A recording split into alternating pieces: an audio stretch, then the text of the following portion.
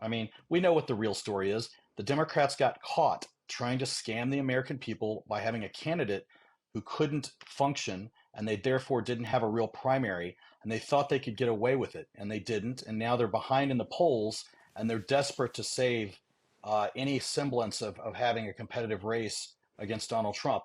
Kamala is not going to be the answer. I truly believe they're just putting her up, and I think she will be the nominee because they want to get her out of the way for 2028. They just want to move on.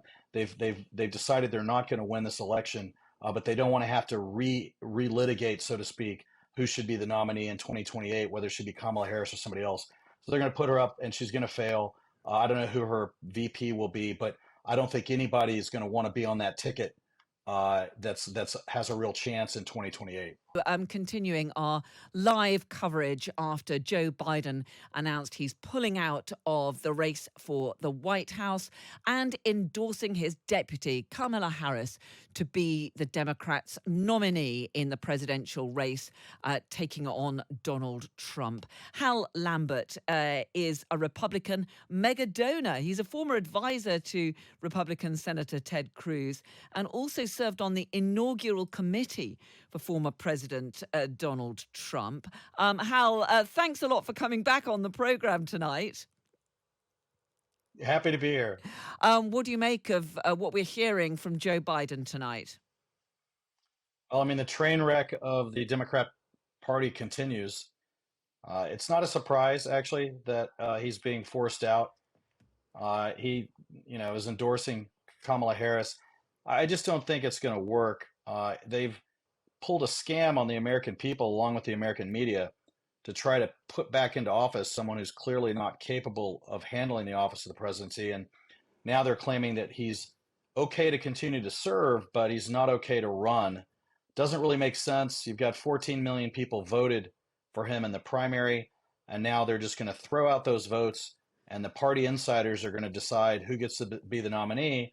But yet Trump is the one that's trying to destroy democracy. I mean, the whole thing is a sham. Is it not quite acceptable or quite understandable for Joe Biden, given the pressure he's been facing, to say that he feels it is now time for his deputy to stand as the Democrats' nominee, but while, of course, continuing in his constitutional role as President of the United States? I mean, the two are not necessarily tied, are they?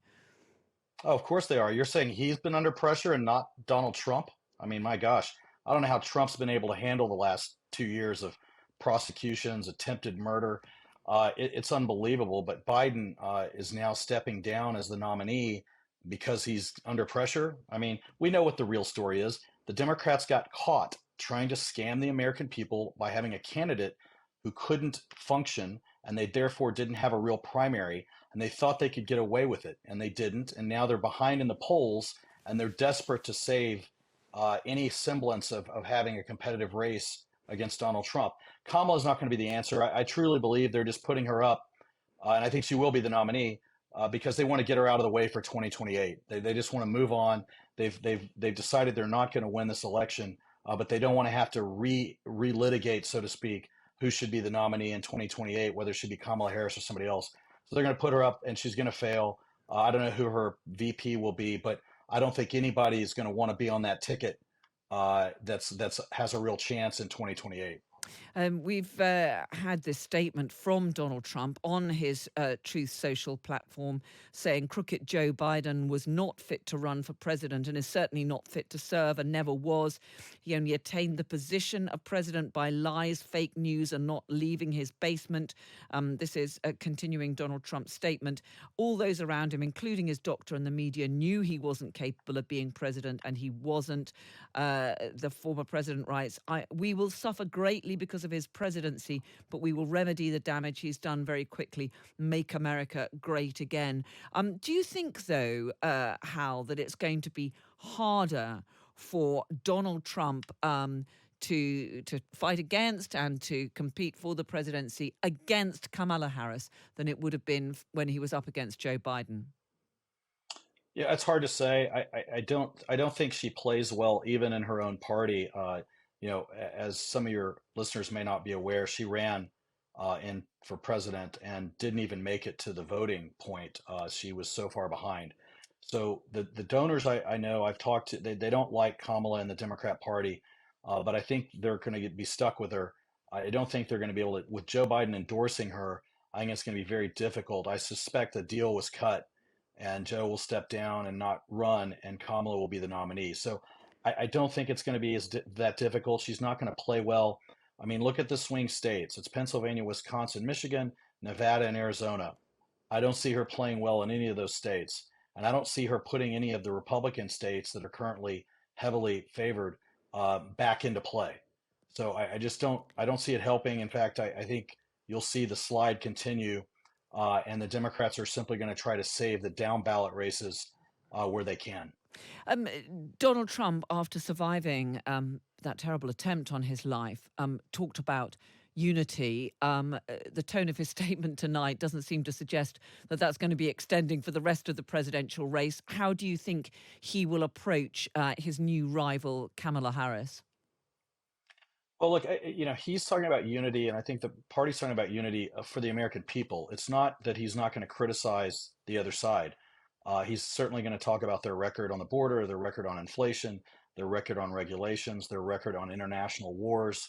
All of those things are fair game. And he certainly feels that the Biden administration, the DOJ, rightfully so, he feels this way, has gone after him for the last 2, 3 years in the court system. So he's not going to stop talking about that.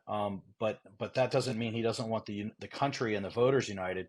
It's just the candidate that he's running against, which will now be Kamala, and he's going to tie the two together certainly because they are one administration. And I think there's going to be a lot of talk about what did Kamala know and when did she know it about Joe Biden's health and his mental capacity, because it's clearly been a problem. Look, I talked to a number of doctors months ago, and they told me any first year medical student could diagnose what he had just by looking at him, which was Parkinson's with dementia. And all the telltale signs, the frozen hands, the movements, it's all there. And sure enough, it comes out that he's been seeing, Parkinson's doctors come by the White House. So that stuff's been hidden from the American people. And I don't think people are going to forget that. Hal Lambert, a Republican megadonor, and also he served on the inaugural committee for former President Donald Trump. Thank you so much for joining us tonight. Thank you. Folks, you probably noticed there's been a lot of speculation lately.